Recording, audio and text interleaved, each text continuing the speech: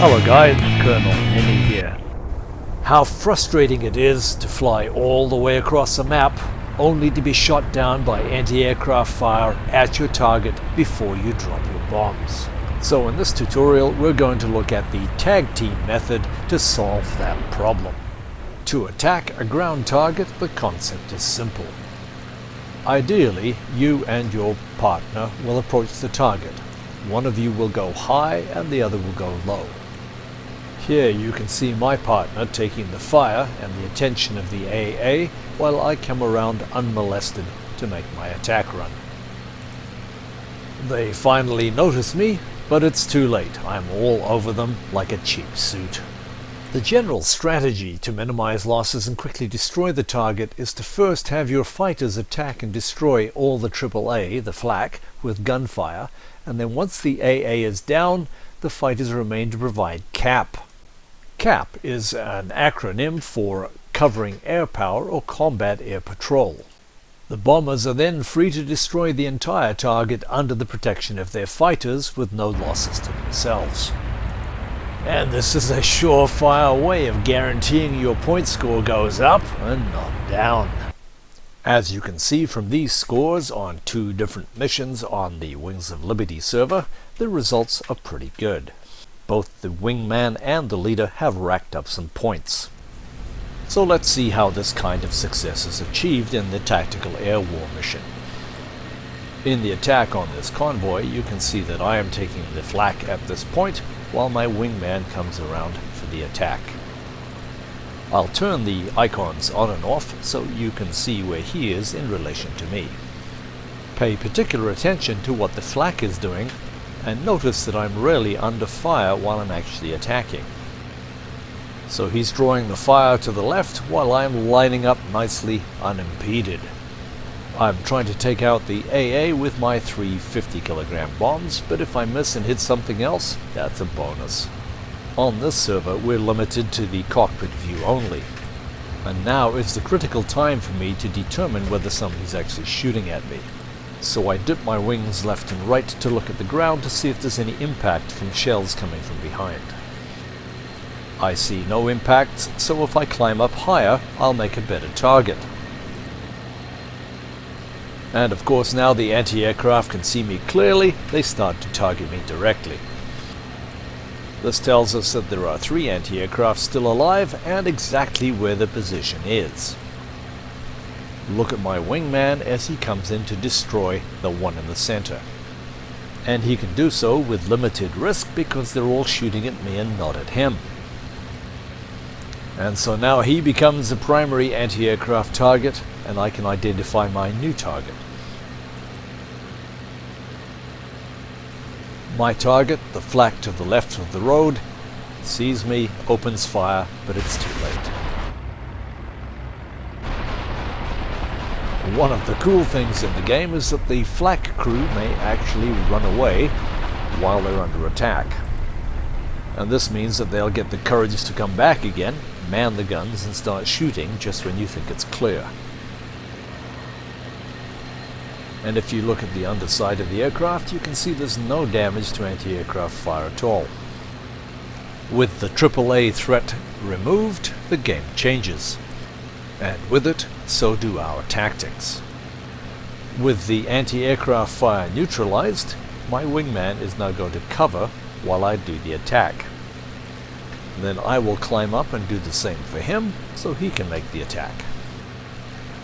And at this point, it's safe to call the bombers in to come and flatten everything.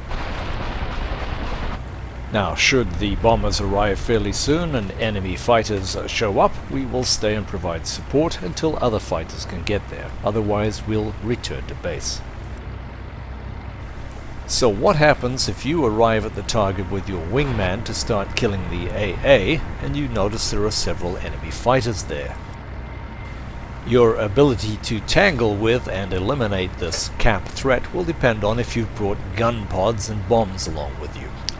Gun pods and bombs are great for hitting ground targets, but they severely limit your maneuverability in a dogfight. We always think there's a rush to get in and tangle with the enemy. There isn't. Just like any fight, you want to increase the odds in your favor. If you're able to stand off with your wingman and call for fighter support to come to the target area, then you'll be able to drop your bombs as planned. That's of course if the enemy has not seen you first.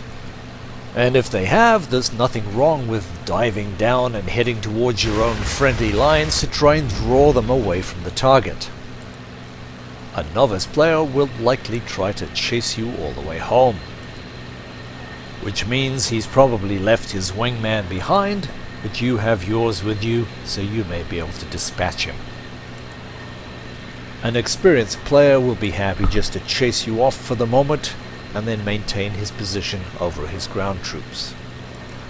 And this is why in-game communications is so important, whether you use TeamSpeak or Discord.